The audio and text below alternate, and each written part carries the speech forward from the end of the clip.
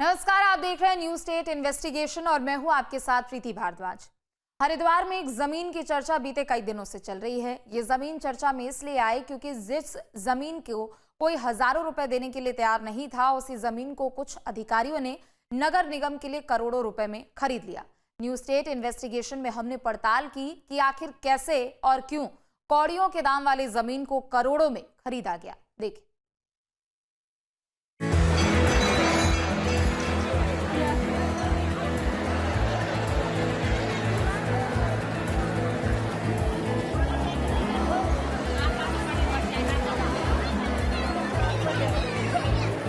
हरिद्वार उत्तराखंड के इस शहर को आस्था के शहर के नाम से भी जाना जाता है।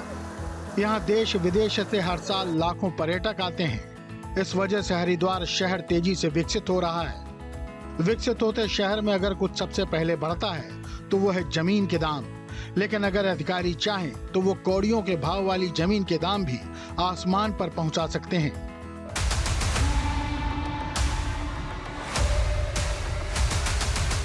जी हाँ, धार्मिक नगरी हरिद्वार में अधिकारियों ने कागजों में ऐसा जादू किया कि जमीन की कीमत महज 24 घंटे में 4 गुना हो गई। ये जादू किया है नगर निगम के अधिकारियों ने। आरोप है कि प्रशासन के कुछ बड़े अधिकारियों की मिलीभगत से इस घोटाले को अंजाम दिया गया। एक ऐसी जमीन जिसकी कागजों पर कीमत भले ही 14 करोड़ रुपए थी, लेकिन उसको मिट्टी के मोल भी कोई लेने वाला नहीं था, क्योंकि जमीन के चारों ओर कूड़े का पहाड़ है। लेकिन अधिकारियों ने आनन फानन में इसका लैंड यूज चेंज कर इसे 54 करोड़ रुपए में खरीद लिया। जमीन खरीद में नगर निगम एक्ट को क्यों दरकिनार किया गया? क्या बड़े अधिकारियों की मिलीभगत से पूरा खेल रचा गया? किन लोगों को फायदा पहुंचाने के लिए यह पूरा खेल किया गया? कूड़े के ढेर के करीब मौजूद जमीन, जिसकी कागजों में दर्ज 14 करोड़ रुपए की कीमत भी देने को कोई तैयार नहीं था, उस जमीन को अधिकारियों ने सरकार के पैसे से 54 करोड़ रुपए में खरीद लिया। न्यूज स्टेट इन्वेस्टिगेशन की टीम हरिद्वार में उस जगह पहुंची जहां ये जमीन थी। इस जमीन को नियमों की ताक पर रखकर अधिकारियों ने सौदे को एक्सप्रेस मोड में पास किया। हमने इस बात की तहकीकात की कि आखिर जिस जमीन का कोई लाख रुपए देने को भी तैयार नहीं था, उसे करोड़ों रुपए में शासन ने क्यों खरीद लिया। पूरे उत्तराखंड में हरिद्वार नगर निगम का जमीन घोटाला चर्चा में है। जो जमीन नगर निगम ने खरीदी है उसकी आवश्यकता भी नहीं बताई है। फाइल पर केवल इतना इंगित किया गया है कि भविष्य की परियोजनाओं के लिए ये जमीन खरीदी जा रही है। न्यूज स्टेट लगातार इस बात को अपने दर्शकों को बता रहा है, प्रशासन को भी आगाह करता रहा जांच के दौरान कि ये जमीन एक डंपिंग यार्ड के पास है, यानी कूड़े के ढेर के पास है, और ये जमीन कौड़ियों की है और ये ज़मीन करोड़ों में खरीदी गई है। इस ज़मीन का सर्किल रेट के हिसाब से तकरीबन 13 करोड़ के आसपास का बनता है, जो 30 से 32 बीघा ज़मीन है। अब इस ज़मीन को आप देखिए कि वाकई जो न्यूज स्टेट कह रहा था वो ठीक था या गलत था। ये वो ज़मीन है मेरे पीछे, और जहाँ तक आपकी नज़र जाएगी ये वही ज़मीन है जो नगर निगम ने खरीदी है। इस जमीन घोटाले की शुरुआत हुई साल 2024 में। दरअसल उत्तराखंड में सितंबर 2024 में ही पंचायतों नगर निगमों का कार्यकाल खत्म हो चुका था, जिसके बाद इनका प्रशासक अधिकारियों को बना दिया गया था। हरिद्वार नगर निगम का भी प्रशासक IAS वरुण चौधरी को बना दिया गया। अधिकारियों के हाथ में पावर आते ही आनन फानन में जमीन की खरीद का फैसला किया गया। लेकिन नगर निगम एक्ट इसकी खरीद में आड़े आ रहा था, क्योंकि कागजों में जमीन कृषि योग्य भूमि थी। कृषि योग्य भूमि को नगर निगम नहीं खरीद सकता, इसलिए इस जमीन का लैंड यूज चेंज कर इसे कमर्शियल कर दिया गया। लैंड यूज चेंज होते ही कागजों में 14 करोड़ की जमीन की कीमत 4 गुना के करीब बढ़कर 54 करोड़ रुपए हो गई। हरिद्वार में जमीन खरीद इस घोटाले की जो कहानी थी वो 2024 सितंबर, अक्टूबर, नवंबर के महीनों में ये कहानी लिखी गई, और इस कहानी को बहुत खूबसूरती से भी लिखा गया, और कहीं कहीं इसकी पूरी पटकथा को आप पढ़ेंगे तो बहुत फोड़ तरीके से भी लिखा गया, जब आपको कोई भी व्यक्ति किसी भी समय एक पन्ना पढ़कर भी पकड़ सकता है। तकनीकी पहलुओं की अगर जांच की जाए तो इसमें जो बड़े खिलाड़ी थे वो अनाड़ी भी साबित हुए। जैसे ही एक ज़मीन जो कूड़े के ढेर के पास है, हरिद्वार नगर निगम को अपनी ज़मीनों का पता नहीं कि वो कितनी ज़मीन है, कितनी ज़मीनों का मालिक है, कितनी ज़मीनों का लैंडलॉर्ड है, ओनर है, लेकिन उसको एक ज़मीन खरीदनी थी जो 30 से 32 बीघे के आसपास थी और वो ज़मीन कूड़े के ढेर के पास थी। उसको खरीदने का एक योजना बनाई गई, एक षड्यंत्र तैयार किया गया, एक छोटे अधिकारियों की एक कमेटी बना दी गई। उस कमेटी की रिपोर्ट का अता पता नहीं और जिस किसान को वो ज़मीन नगर निगम को बेचनी थी उसके आवेदन का भी अता पता नहीं और फिर उस ज़मीन को तैयार किया जाता है और प्रोसेस शुरू हो जाता है। इस जमीन को खरीदने के बाद सवाल ये उठते हैं कि आखिर नगर निगम ने इसे किस उद्देश्य से खरीदा, किन परियोजनाओं के लिए कूड़े के ढेर के बगल वाली जमीन खरीदी गई, कमर्शियल रेट पर खरीदी गई करोड़ों की जमीन पर क्या निगम की कोई फ्लैट बनाने की योजना थी या फिर मॉल या कोई अन्य कमर्शियल गतिविधि को अंजाम देना था, ये भी सार्वजनिक नहीं किया गया। करोड़ों रुपए की ज़मीन खरीद के इस खेल की तकनीकी पहलुओं को आप समझने की कोशिश कीजिए। एक विभाग, कोई भी सरकारी विभाग, जब कि उसे ज़मीन की आवश्यकता होती है तो वो एक प्रोजेक्ट बनाता है और उस प्रोजेक्ट को तैयार करके ये बताया जाता है, सरकार को कन्विंस किया जाता है कि हम इस प्रोजेक्ट के लिए इस ज़मीन को खरीदना चाहते हैं। फिर उसका विज्ञापन प्रकाशित होता है, फिर डीएम की अध्यक्षता वाली जो स्थल चयन समिति है वो उसको ओके करती है, उसके बाद फिर जो सक्षम अथॉरिटी है उसको मंजूरी देती है। लेकिन यहाँ पर उसको भी दरकिनार कर दिया गया और नगर निगम ने जो ज़मीन खरीदी है उसमें किसी तरह की कोई आवश्यकता नहीं दर्शाई गई है। उसमें केवल जांच रिपोर्ट में जांच अधिकारी ने लिखा कि नगर निगम ने ये प्रस्ताव दिया कि भविष्य की परियोजनाओं के लिए हम इस ज़मीन को खरीदना चाहते हैं, लेकिन भविष्य की क्या परियोजनाएं होंगी उसमें किसी तरह की कोई स्पष्टता नहीं है और ज़मीन जिसकी लागत, जिसकी कीमत 14 करोड़ रुपए की थी उसे 54 करोड़ रुपए में खरीद लिया गया। दरअसल हरिद्वार नगर निगम की ये डील अब एक हाई प्रोफाइल घोटाला बन चुका है। बड़ा सवाल ये है कि क्या ये सुनियोजित बंदरबाट थी। इसको समझने के लिए पहले आपको बताते हैं इस जमीन घोटाले की पूरी टाइमलाइन। जमीन खरीद की कागजी प्रक्रिया 19 सितंबर से 26 अक्टूबर 2024 तक चली। कागजों में 33 बीघा जमीन को कृषि योग्य भूमि के रूप में दर्शाया गया था। कृषि योग्य भूमि के हिसाब से जमीन का सर्कल रेट 6,000 रुपए के करीब था। भूमि को कृषि भूमि के तौर पर खरीदा जाता तो ज्यादा से ज्यादा 14 करोड़ मिलते, लेकिन लैंड यूज चेंज कर खेले गए खेल के बाद कीमत 54 करोड़ रुपए हो गई। अक्टूबर में तत्कालीन एसडीएम ने लैंड यूज बदला। चंद दिनों में ही नगर निगम हरिद्वार ने एग्रीमेंट कर दिया। नवंबर में ही जमीन की रजिस्ट्री कर दी गई। 3 अलग अलग तारीखों में 33 बीघा जमीन खरीद ली गई। जमीन को नगर निगम ने 53.70 करोड़ रुपए में खरीद लिया। अधिकारियों और प्राइवेट लोगों के सिंडिकेट ने हरिद्वार नगर निगम में जमीन खरीद घोटाले की कहानी किस तरह से लिखी है उसका आप एक अंदाजे बयां देखिए। मैं आपको तकनीकी तौर पर ये समझाने की कोशिश करूंगा कि किस तरह से ऑर्गेनाइज तरीके से, एक संगठित तरीके से एक अपराध किया गया है और जिसको हम बहुत हीनियस क्राइम में भी गिन सकते हैं।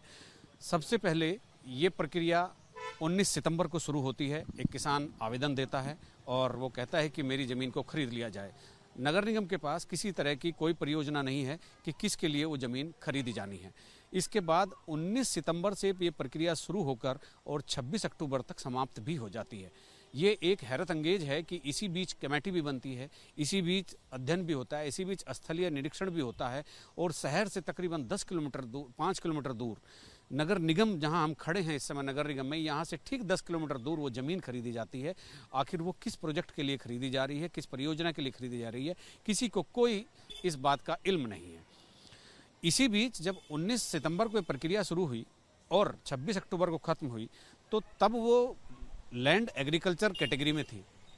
इसी दौरान किसान ने एसडीएम सदर अजयवीर सिंह की कोर्ट में एक एप्लीकेशन दी 3 या 4 अक्टूबर को और उसी के साथ साथ उसकी 143 कराने की एक प्रक्रिया शुरू हो गई, यानी ज़मीन की श्रेणी बदलने की एक प्रक्रिया शुरू हो जाती है। 3 से 4 अक्टूबर के ये प्रक्रिया चलती है और 21 अक्टूबर को समाप्त हो जाती है। खरीदने की प्रक्रिया 19 सितंबर से 25-26 अक्टूबर तक समाप्त होती है और इसी बीच में, जबकि वैधानिक तौर पर यह होना नहीं चाहिए कि जब एक खरीद की प्रक्रिया शुरू हो गई तो उसकी श्रेणी को ज़मीन की बदल दिया जाए, लेकिन 19 सितंबर से 26 अक्टूबर खरीद की प्रक्रिया पूरी होती है। इसी बीच में 3 से 4 अक्टूबर से लेकर 21 अक्टूबर तक परवाना अमल दरामद होने तक 17 दिन में वो प्रक्रिया भी पूरी हो जाती है। तो ये एक कहानी थी जो संगठित तरीके से ये सारी चीजें चल रही थी।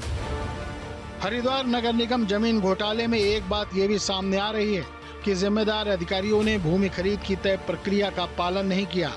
सवाल ये भी है कि आखिर लैंड यूज चेंज कर जमीन के दाम बढ़ाने के पीछे मंशा क्या थी।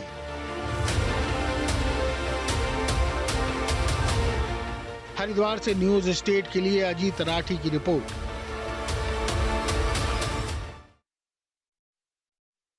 तो हरिद्वार में 14 करोड़ की जमीन को 54 करोड़ में खरीदने के मामले की शिकायत अब सीएम धामी तक भी पहुंच गई। ये शिकायत हरिद्वार के मेयर किरण जैसल ने पदभार संभालने के बाद की थी।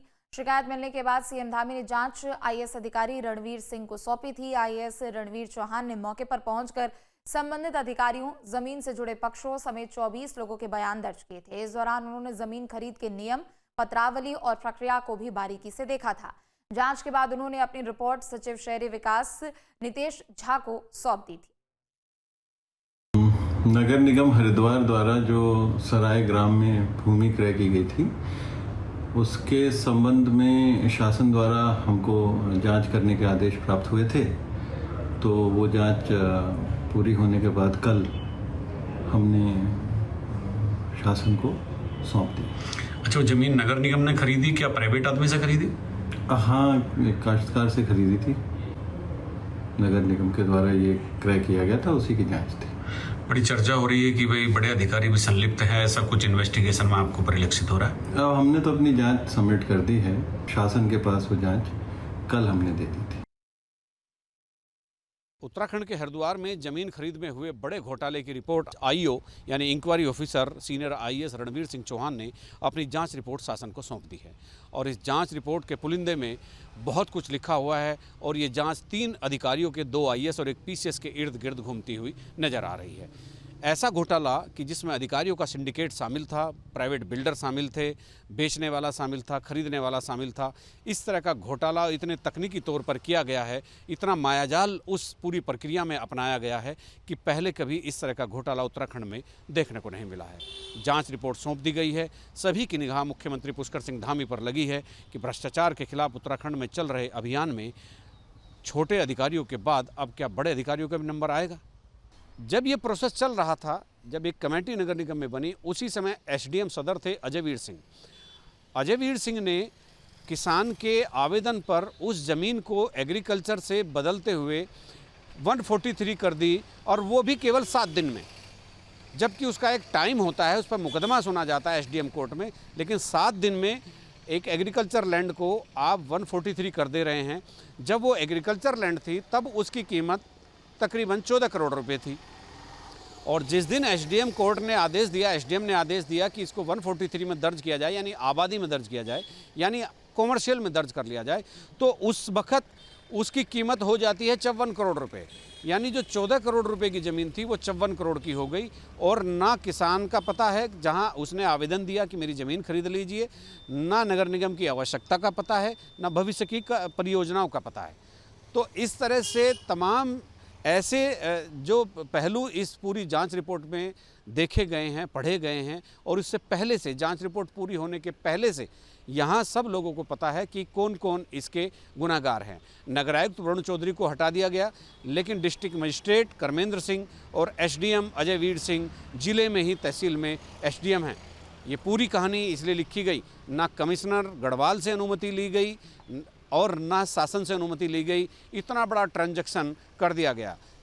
इसके बाद जब मामला शासन तक पहुंचा तो मुख्यमंत्री पुष्कर सिंह धामी ने सीनियर आईएएस रणवीर सिंह चौहान, जो शासन में सचिव हैं, उनको आईओ बना दिया और उनको सख्ती से जांच करने के लिए कहा।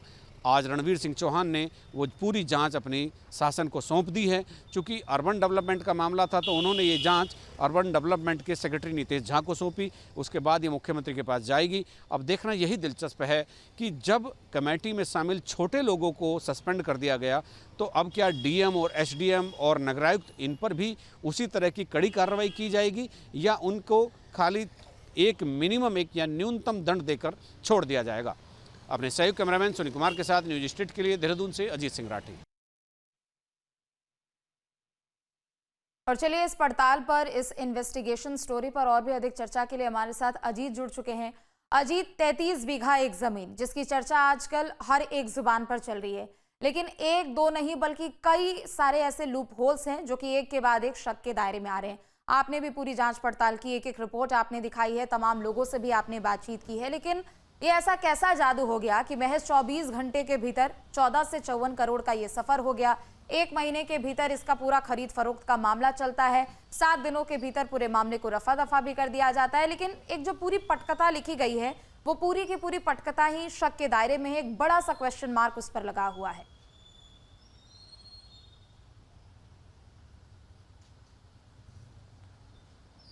बिल्कुल, देखिए आपने सही कहा। और एक तो देखिए मैं ऑफेंस के तरीके से समझाता हूँ। एक तो होता है मर्डर और एक डे लाइट मर्डर होता है, दिन दहाड़े मर्डर। तो ये उसी तरह का कुछ मामला है, डे लाइट मर्डर इसको हम कह सकते हैं। और जिस तरह से बहुत कम दिनों में ज़मीन की श्रेणी बदलकर उसकी कीमत को बढ़ाया गया, बिना किसी उद्देश्य के, बिना किसी प्रोजेक्ट के उसको खरीदा गया, बिना किसी स्थल चयन समिति की परीक्षण रिपोर्ट के उसको खरीद लिया गया। पूर्व मुख्य सचिव सुखबीर सिंह संधू का आदेश है पूरे राज्य में कि कोई भी सरकारी विभाग अगर ज़मीन खरीदेगा तो डीएम की अध्यक्षता में एक स्थल चयन समिति होगी, वही रिकमेंड करेगी और मौके पर जाकर देखेगी और विभाग को ये बताना होगा कि वो ज़मीन को किस पर्पज़ के लिए खरीद रहे हैं। तो लेकिन ऐसा भी कुछ नहीं हुआ, दोनों चीज़ें एक साथ चलती हैं। ज़मीन को खरीदने की प्रक्रिया भी 19 सितंबर से शुरू होती है और 26 अक्टूबर तक ख़त्म हो जाती है और उसके बाद फिर नवंबर में बैनामे हो जाते हैं। जब ये 19 सितंबर से शुरू होती है तो 3 या 4 अक्टूबर से उसकी श्रेणी बदलने की एक प्रक्रिया एसडीएम कोर्ट में शुरू हो जाती है। एसडीएम कोर्ट की प्रक्रिया 21 तारीख को यानी 21 अक्टूबर को ख़त्म हो जाती है और इनके खरीदने की जो औपचारिक फाइल है उस पर भी डीएम कर्मेंद्र सिंह 25 या 26 अक्टूबर को अपनी स्वीकृति प्रदान कर देते हैं। एक तरफ खरीदने की प्रक्रिया चल रही है कागजों में और एक तरफ भूमि के श्रेणी के बदलने की प्रक्रिया एसडीएम के यहाँ चल रही है। मतलब दो अपराध एक साथ हो रहे हैं और दोनों का सबको पता है और दोनों खत्म हो गए हैं। वरुण चौधरी जो नगर आयुक्त थे उन्होंने ये नहीं बताया कि वो किस लिए ज़मीन खरीद रहे हैं। सबसे पहले किसी सरकारी विभाग को बताना होता है। उन्होंने डीएम को भेजी, डीएम उस समय प्रशासक थे नगर निगम के, चूंकि निकायों में चुनाव नहीं हुए थे। डीएम ने एक बार भी वरुण चौधरी नगर आयुक्त से ये नहीं पूछा कि तुम्हारा प्रोजेक्ट क्या है, किस चीज़ के लिए पूछ रहे हो, किस चीज़ के लिए ज़मीन खरीदना चाहते हो, इस करोड़ों रुपए की कमाई कहाँ पर लुटाना चाहते हो। उन्होंने भी 24 घंटे के भीतर स्वीकृति दे दी और इसी बीच में एसडीएम अजय वीर सिंह ने अपना काम किया, उस ज़मीन को 14 करोड़ से बढ़ाकर 54 करोड़ का सर्किल रेट कर दिया। तो ये एक इतना ऐसा संगठित अपराध है रेवेन्यू के क्षेत्र में, ज़मीन के लैंड फ्रॉड के क्षेत्र में, लैंड स्कैम के क्षेत्र में, जो पहले उस तरह की स्थिति कभी देखने को नहीं मिली है। और वरुण चौधरी को नगरायुक्त के पद से हटाकर शासन में जरूर भेज दिया गया, लेकिन डिस्ट्रिक्ट मजिस्ट्रेट कर्मेंद्र सिंह अपनी जगह बने हुए हैं और एसडीएम अजय वीर सिंह को बस सदर तहसील से हटाकर भगवानपुर तहसील में भेजा गया, वहाँ भी वो एसडीएम है। तो जाँच रिपोर्ट के बाद अब चूँकि जाँच रिपोर्ट जब कल सौंपी गई तो अब उसके आगे का प्रोसेस शुरू हो गया है। शहरी विकास विभाग ने उसका परीक्षण शुरू कर दिया है और मुझे लगता है कि अगर इसमें सारी चीज़ें ठीक गति से चली और ठीक हुआ तो अगले 2-3 दिनों में इन तीनों अधिकारियों पर गाज गिर सकती है। हालांकि ब्यूरोक्रेसी में एक बड़ा धड़ा इस समय मतलब बचाने की जद्दोजहद में जुटा है और वो देखना ये है कि मुख्यमंत्री इस पर क्या फैसला लेते हैं। जी बिल्कुल, चूंकि अजीत हमने अक्सर देखा है कि कई ऐसी भूमि होती है, कई ऐसी ज़मीनें होते हैं जिसका एक पर्पस तैयार किया जाता है, चाहे वो कृषि के लिए हो, चाहे वो कमर्शियल के लिए हो, चाहे वो रेसिडेंशियल के लिए हो। लेकिन सबसे बड़ी बात तो ये है कि इसका पर्पस क्या था वो अभी फिलहाल क्लियर नहीं है। दूसरी तरफ वो कृषि ज़मीन को कमर्शियल में उसको ट्रांसफ़र किया जा रहा है, शक का दायरा यहाँ भी बढ़ता है। दूसरी तरफ हमने अक्सर देखा है कि ज़मीन के दाम आसमान छूते हैं साल दर साल, जिस हिसाब से वहाँ जितनी भी एक तरीके से हम कहें कि आसपास के इलाकों में जो भी कुछ मेट्रोपॉलिटन सिटी के तौर पर अगर कुछ विकास किया जाता है तो वहाँ पर हम ऐसी चीज़ें देखते हैं। लेकिन 24 घंटे के भीतर 14 से 54 करोड़ का सफ़र कैसे हुआ? आपने बताया कि रिपोर्ट भी पेश कर दिया गया है और हम रिपोर्ट में भी दिखा रहे हैं कि कई लोगों के, लगभग 24 लोगों के बयान दर्ज किए गए हैं। लेकिन ये जो पूरी जांच पड़ताल की एक फाइल सौंपी गई है, इसमें क्या क्या जिक्र किया गया है और किन किन के ऊपर एक बड़ा प्रश्न चिन्ह भी है?